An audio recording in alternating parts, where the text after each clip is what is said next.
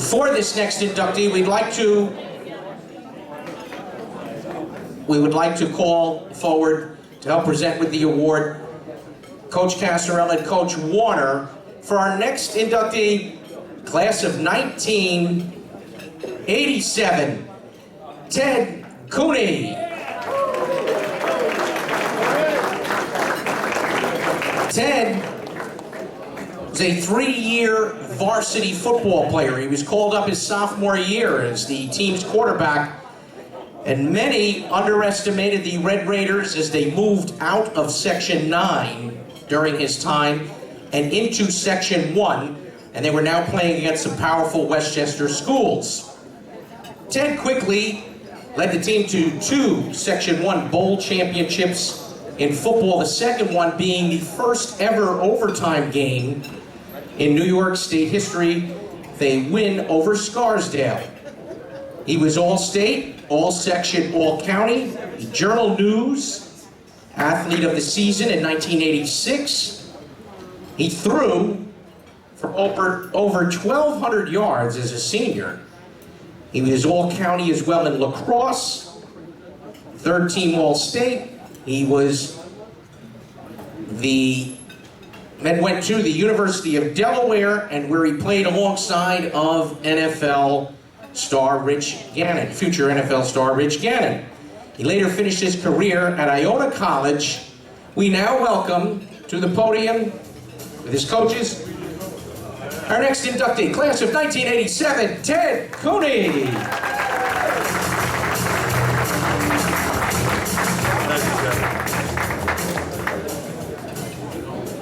So I'm going to kind of go from the top. I just wanted to congratulate my fellow inductees tonight. It's a tremendous honor to be inducted into the North Rockland Hall of Fame.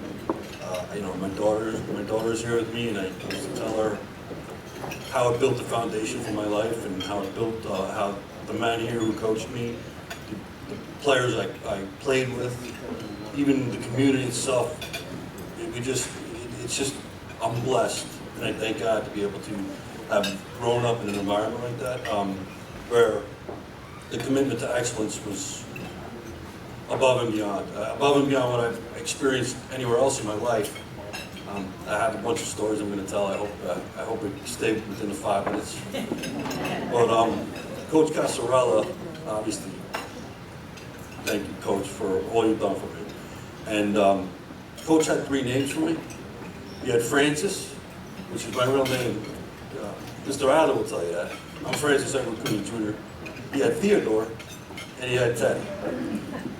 When he called me Teddy, things were good. He was like, Teddy, we're going to talk about football.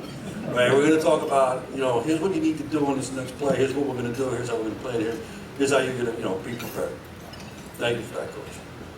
When he called me Theodore, he was going to tell one of those great stories or one of those great jokes that he would always tell, and we'd laugh it off. So I was always comfortable with that. But when he called me Francis, I got what's going to happen here, But let me tell you, just really, really, really grateful for everything Coach Casarella has done for me in my life, helped me really succeed. A couple of stories that maybe people don't know about Coach. I used to walk into his office and I'd see Dave Evangelista, and in 1984, 85 this probably was, and I used to see them looking at tendencies and looking over with a computer in their hand and going through the tendencies.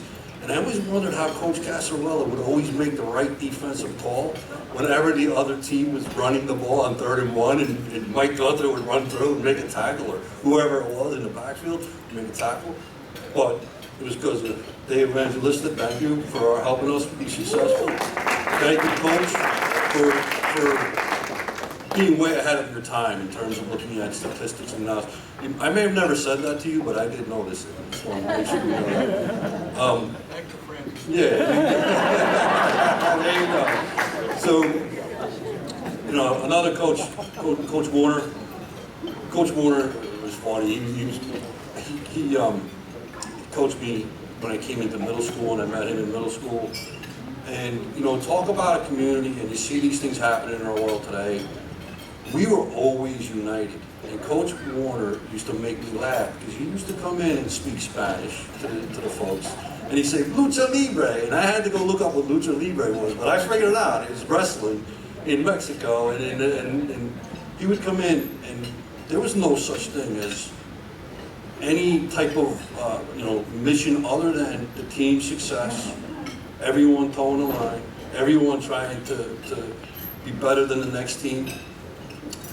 And these lessons were being taught to me as a young man that I didn't even realize. I mean, I never thought of race, I never thought of these things because I wasn't taught to look at things like that. I was taught that these are my teammates, we have a mission, we're gonna win.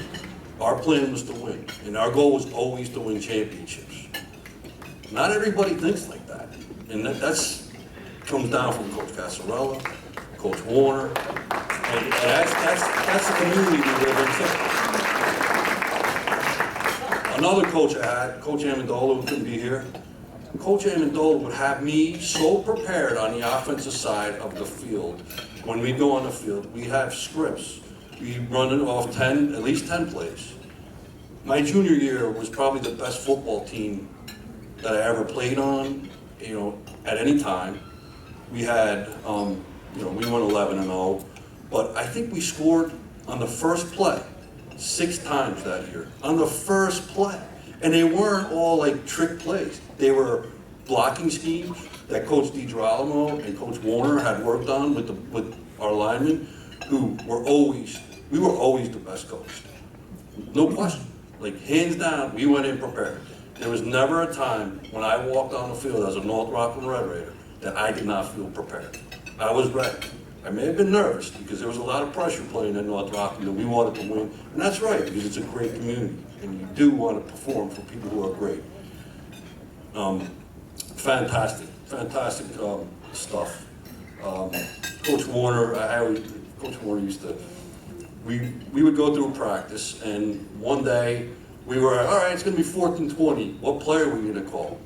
And Coach Warner calls a 2-dive, which basically is a handoff up the middle, off the center. And I look at him, and I step out of the huddle because I'm the quarterback. I'm like, what do you mean? We're going to throw the ball here. Coach has made a joke. We didn't throw that much back then, but that was all right. We had some great runners. So, it would have been nice. But anyway, so I step back in the huddle, and I look back, and I say, Coach, come on, let me throw the ball here. It's 4th and 20. So what does he do? They got to make an example of me. He looks at it, he goes, Cooney doesn't think we're going to make it on this play. He goes in the huddle, he said, we're not going to make it. So I'm like, come on, Coach, let's throw the ball. He said, no. Cooney, you go run. They bring in my backup, who was tremendous, Ernie Zarro, was a great player. And they said, go run for the rest of practice. They run the play to 2-dive. They run it for a touchdown. He probably set it up. Coach Warner had a way of setting it up.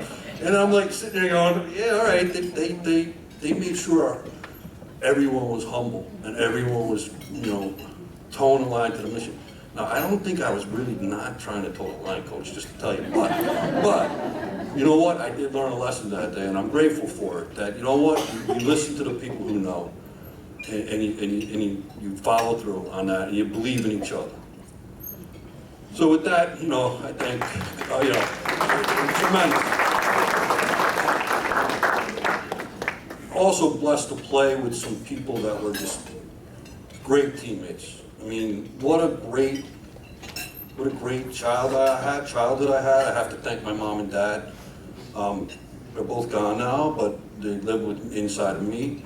I have my family with me. I have, I'm 5th of 5, in an Irish family, so I have 7 parents, which was fine. My brother, I wanted to be like my brother. I've never said this, I've said it to him I think once or twice.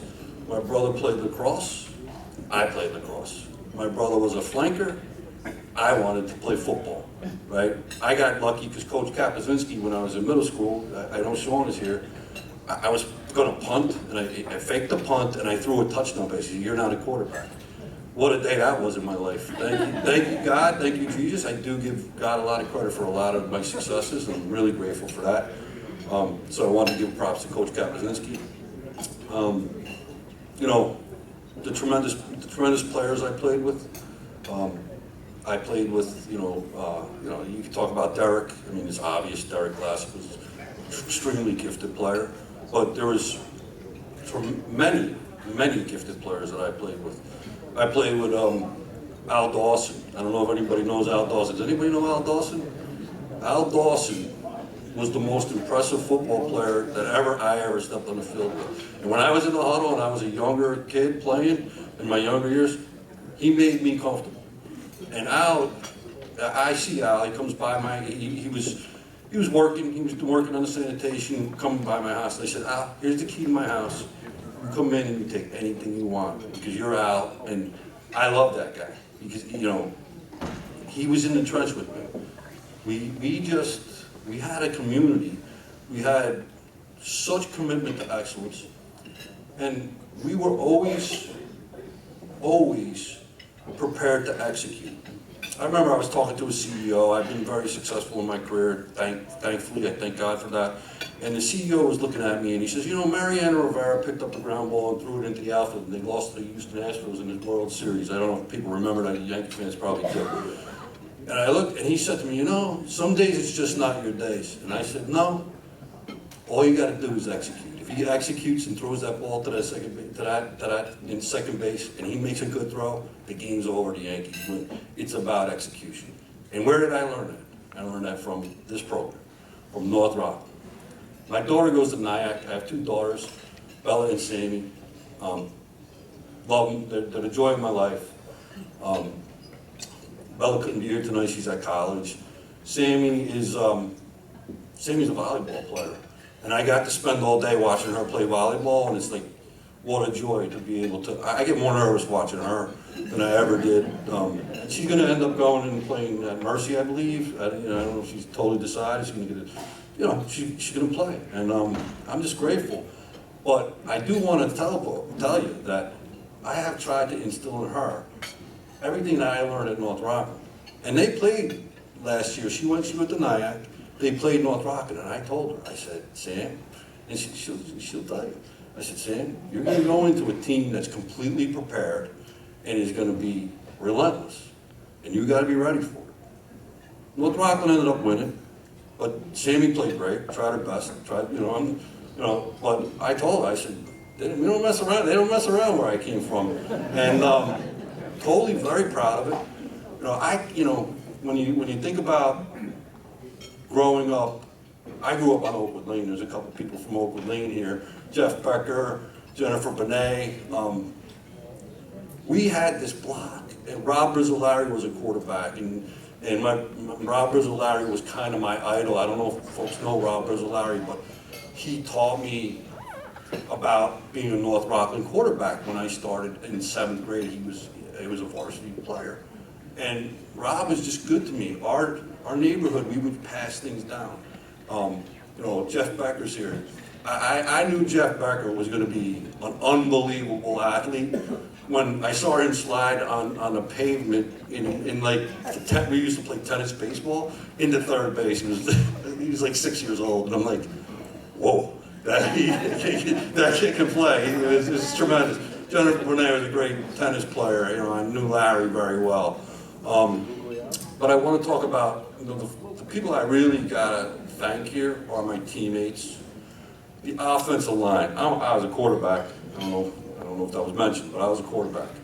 When you're a quarterback, you realize that all your success is predicated on what everybody else does, what everybody else is willing to do in front of you. My senior year, we didn't have the biggest offensive line. But let me tell you something, those guys came out and played, they were coached, they knew how to execute, and they were always trying their best. Now, it didn't hurt that I had a little dump off to Derek Glass. It was pretty easy. All right, where's the check down? Coach Amendola, Coach Casarola, I knew about check downs. The third option is a great running back. But I want to talk about our championship. You could look at all the statistics, you could look at the great numbers, the touchdowns and all, and such. But in that game, there was really two plays that stand out to me. Nothing to do with me. There was at the end of the game, Scarsdale was going to go in and try to go up on us, and their kicker was not so great. We always had the greatest kickers. The O'Riordan's, Pat Fitzpatrick, we always had the best kickers because we focused on it. We had special teams coaching, and we knew about hitting yards. We knew all of that. And Joe Mackey, not Joe Mackey was a kid on one of my teammates, makes this diving play on 3rd down and 5, and he ends up and knocks the ball down. No one's ever going to say anything about that play happened unless you go back and really watch the film, which we always did. Film day was another whole. That was fun. Mike, you can remember film day. We go into film day, and I always knew I could have had the greatest game in the world, but the one thing we were going to look at was what we did wrong, because we were always getting taught. And I didn't resent it. I realized it was just getting better and better as trying to get better, trying to commitment to excellence. So,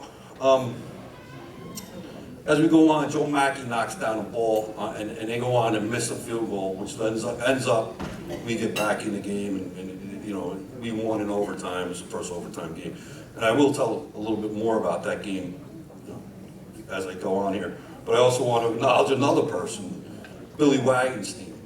There was the end of the game, there was 3 seconds left. And Scarsdale moved the ball on us, but Billy Wagenstein made a tackle on the 1-yard line. Had he not made that tackle, there was no winning and going forward, and who knows what happens to Ted Cooney, who knows what happens to all the different folks. So this was, I think it was 55 or 60 guys towing a line, committed to each other, all one mission, all in. I was all in. There was no way, I was all in for my teammates, wanted to win for my teammates, and I felt the same way about everyone else who ever stepped on the field. We didn't walk on the field. I told my daughter we didn't walk. We had gassers. We ran gassers. Coach used to make us run gassers around. That means you run all the way up 120 yards around, and you had to drag. It wasn't that I could make it. I could make it in time, but if you had a lineman who wasn't as in shape, wasn't ready, we had to drag him along. So I remember Dave Dietrich, who's a phenomenal player. Dave Dietrich seemed to get behind people. We had a 99-yard touchdown pass, me and Dave, that will always be in the record books over in White Plains. He always seemed to get behind people at the right time. I'm totally grateful for Dave. Mike Guido, what a great friend. Great player. And then there's Derek. In that game, there was an odd thing that happened. Well, not really an odd thing. It was something that happens in football. Derek took a kickoff with about 7 minutes left in the game, 7 or 8 minutes. And Derek, he could break a touchdown any time. On that play, he was trying to make a play and he got stripped. The other team went up by 2 touchdowns on us. And Derek was distraught. But I was smart enough to know that I had to get Derek back on the field, and he couldn't be distraught because we needed all. If we were down by 2 touchdowns, 2 scores with 6 minutes left in the game, 7 minutes left in the game, you need everybody. The whole mission. This is now Mission Impossible, right? And this is what we were training for. And went over to Derek. I said, Derek, please get up. We need you out there. We're not going to do it without you on the field. There was other guys making plays, I will tell you that. Joe Mackey, other people made plays. I'm not trying to say Derek was the only, everybody made plays. That day, we got up, we came back, scored 2 touchdowns. Patrick Fitzpatrick kicked the field goal, and I never felt a joy like that, a joy of like, wow, this team delivered. We just came back with 2 touchdowns with like no time left. We could have crumbled and fell apart, but we had people, Willie Raimondo, we had people just playing. I believe my center, Felix, broke his leg on a touchdown. That I ran in a touchdown when he broke his leg, and Brian DiGirolamo came in the huddle, and Brian was like shaking. And I looked at him, I said, Brian, relax, relax, relax. Snaps the ball between my legs, and I'm like, oh no. And because I was so well trained in where my receivers were going to be, we had the passing tree. the ball bounced right up to me. Let's be honest, it bounced right up to me. And there were two guys, I just knew where Mike Guido was going to be. I just threw it and I got hit. And I didn't know, I heard the crowd roar and I was like, I hope that's the North Rockland crowd roaring. And it happened to be. But Mike Guido, I wish he was here tonight. Making plays all the time. Great friend. So with Derek, many years had passed. And I never said anything to Derek. And so Derek, I'm getting the hook here, but that's okay. I've gotten the hook before. Coaches would grab me by the mask. But Derek called me, I just want to finish with this. It tells you about the community. Derek called me about 3 years ago and said, Ted, I never thanked you for getting me off the bench that day. I said, you don't need to thank me. You're a teammate. And that's what we were, teammates. Everybody who ever played in North Rockland, teammates. Love you guys, love this community. Amen. Thank you for everything. Thank you.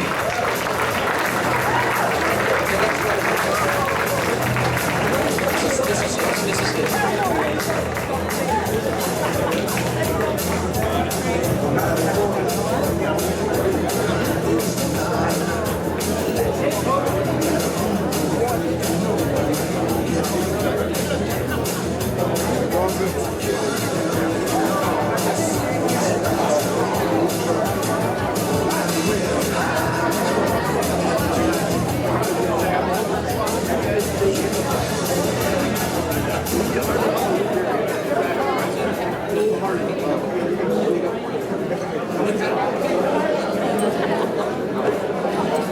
All right, here we go. Some more of these ping pong balls. 76 is out.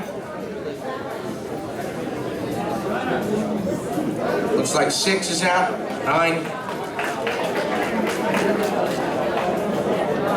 18 or 81. 14. 50 with 18. 41. 51. 3. I'm not even pulling out the ping pong, I'm just calling numbers. No, I'm only kidding. 67, 32, 100, 42, and 84. That'll bring us down to 10 numbers left. And we'll do that as the evening winds down. All right, 3 to go, folks. If we can find your seats. Papo, if you could find that seat there, thank you very much. We know it's an election year, so you can find your way to a table. That'd be great, thank you.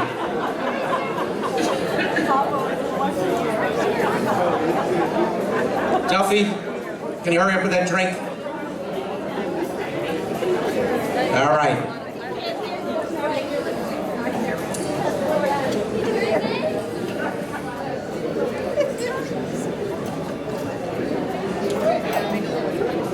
All right, ladies and gentlemen, we mentioned before that we have a large, excuse me folks here, we're almost there. We mentioned before that we have a large turnout from the track and field committee, the track and field community, the Rockland County Track and Field Committee, as well as the entire track and field community of Rockland County. And it's fitting that our next inductee ruled the track and field circuit in Rockland County in the early to mid 2000s. From the class of 2008, folks, if we could just get your attention here, from the class of 2008, our next inductee, Brittany Clark.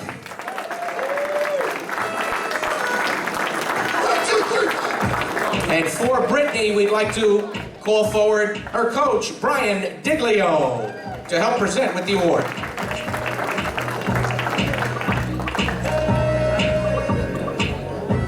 Just a little bit about Brittany.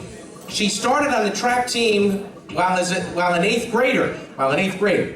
She was later promoted to team captain as an upperclassman. Several all-league, all-county, and all-section teams that she was selected to. She's a New York State champion in the pentathlon and heptathlon. The outdoor pentathlon, as a senior, she won over by 200 points. Rockland County Co-Athlete of the Season for track and field as a senior. She's a member of the National Honor Society and accepted a scholarship to run track for the University of Miami in Coral Gables, Florida.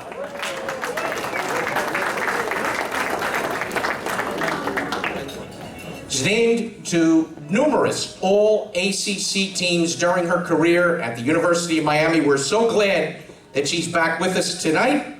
Please welcome the class of 2008, Brittany Clark.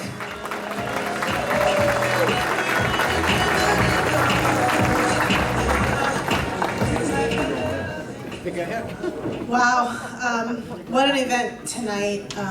Thank you to the committee. I so appreciate the just the honor. Congratulations to all the other inductees today. I am so honored to be here with all of you and to hear all of the amazing stories. I don't have a ton, I promise. I'll keep it short after the class. So it was mentioned a couple times when you find out you're going to be a part of a night like this, you reflect. And I had so much support from the North Rockland community. I see Coach Dwyer here. I think about some of my teachers, Carol in the training room. Just every day, there was really a blueprint for me to be successful.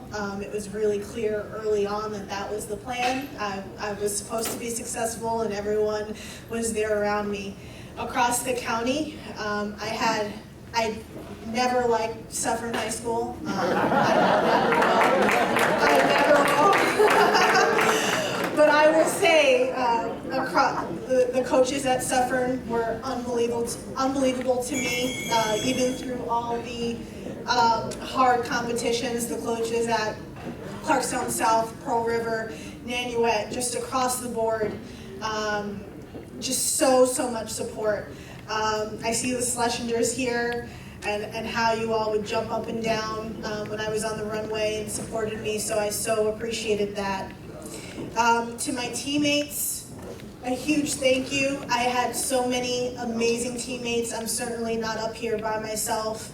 I think about, Jenna Naglieri, Jess Verrier, Stephanie Devlin, Dorothy Castillo, Katie Shelley, Coley Landez, just so many people, the Gambolis, just everyone who chipped in.